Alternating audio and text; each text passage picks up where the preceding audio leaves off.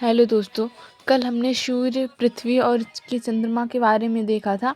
आज हम उपग्रहों के बारे में देखेंगे और चंद्रमा क्या है, चंद्रमा और उसकी कलाएं, चंद्र ग्रहण और सूर्य ग्रहण के बारे में। तो आइए पढ़ते हैं। उपग्रह। जिस प्रकार पृथ्वी और अन्य ग्रह सूर्य की परिक्रमा करते हैं, ठीक वैसे ही उपग्रह अपने अपने ग्रहों की परिक्रमा करते हैं। हमारी पृथ्वी का एक ही उपग्रह है जिसे हम चंद्रमा या चांद कहते हैं। बुध और शुक्र का कोई उपग्रह नहीं है।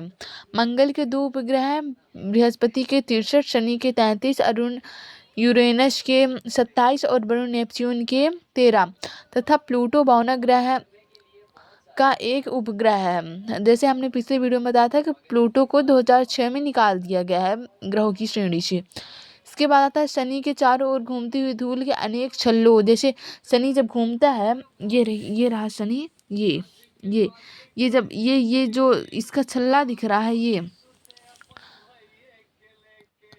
धूल के अनेक छल्लों से मिलकर बना एक विशाल छल्ला इस ग्रह को एक विशेष रूप प्रदान कर जो अन्य से देखने को नहीं मिलता है। बाकी ये ग्रह हैं, ये प्लूटो है, ये बुध, मंगल, शुक्र, पृथ्वी, नेपच्यून, यूरेनस, ये शनि है, ये बृहस्पति है। ये बाकी सारे ग्रह केवल गोलाकार है, लेकिन ये शनि के ये एक धूल का एक छल्ला बन गया है जो इन बाकी सभी ग्रहों से इसको अलग बनाता है। हाँ, इसके बाद आता है चंद्रमा।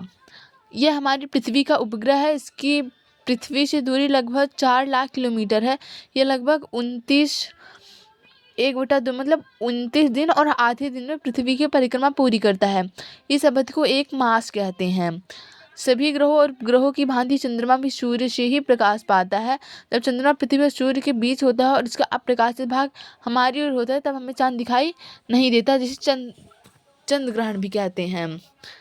इसके बाद आता है चंद्रमा और उसकी कलाएं। मतलब चंद्रमा कभी छोटा होता है, कभी बड़ा होता है, धीरे धीरे घटता जाता है, धीरे धीरे बढ़ता जाता है। वो चंद्रमा, पृथ्वी और चंद्रमा दोनों सूर्य के प्रकाश से प्राप्त करते हैं। इनके गोल होने के कारण दोनों का आधा भाग सदा प्रकाशित रहता है और आधा भाग सदा अंधेरे में। पृथ्वी के अंधेरे भाग पर चंद्रमा के प्रकाशित भाग से जो प्रकाश की किरणें परावर्तित होती हैं, उन्हें हम चांदनी कहते हैं। पृथ्वी पर चंद्रमा का संपूर्ण भाग प्रकाशित भाग महीने में केवल एक बार अर्थात पूर्णिमा को दिखाई देता है। इसी प्रकार मास में एक दिन ऐसा भी आता है जब चंद्रमा का संपूर्ण अप्रकाशित भाग पृथ्वी के सामने होता है और तब चंद्रमा दिखाई नहीं देता। यह दिन अमावस्या कहलाता है। अमावस्या से पूर्णिमा तक चंद्रमा का हमें दिखाई देने वाला प्रकाशित भाग प्रतिदिन बढ़ता जाता है। पूर्णिमा से अमावस्या तक यह प्रतिदिन घटता जाता है। चंद्रमा की इन्हीं बदलती हुई आकृतियों को चंद्रकलाएं कहते हैं। बढ़ते चांद और पखवाड़े को शुक्ल पक्ष, मतलब जिसमें चांद बढ़ता है उसे शुक्ल पक्ष और जिसमें चांद घटता है उसे कृष्ण पक्ष कहते हैं। हाँ, इधर यह है चंद्रमा की कला है। ये हमारी पृथ्वी और ये आ रही सूर्य से किरणें, ये चंद्रमा की कला है। ये चंद्रमा है। अभी जब सूर्य से किरणें आ रही हैं तो हमारी पृथ्वी पे सूर्य से किरणें आ रही हैं, तो आधा भाग चंद्रमा पे पड़ रहा है, आधा भाग पृथ्वी पे, आधा भाग चंद्रमा में। तो ये देखिए अमावस्या है,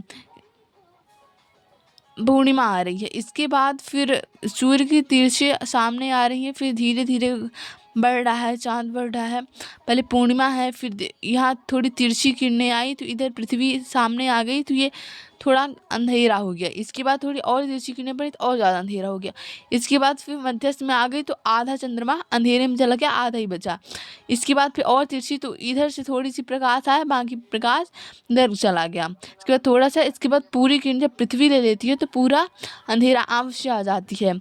इसके बाद ये थोड़ा सा प्रकाश मतलब शुक्ल पक्ष फिर स्टार्ट हो जाता है और ये थोड़ा सा प्रकाश फिर ऐसे ऐसे ऐसे करके करते पूर्णिमा फिर से आ जाती है। मतलब इधर से सूर्य की किरणें जैसे पड़ती हैं, अगर पृथ्वी सामने आ जाती है तो उसका आधा भाग अंधेरे में चला जाता है। तो ऐसे ही ये कृष्णाष्टमी है, मतलब आधा आधा घटक है, तो शुक्लाष्टमी इधर इधर बढ़ रहा है।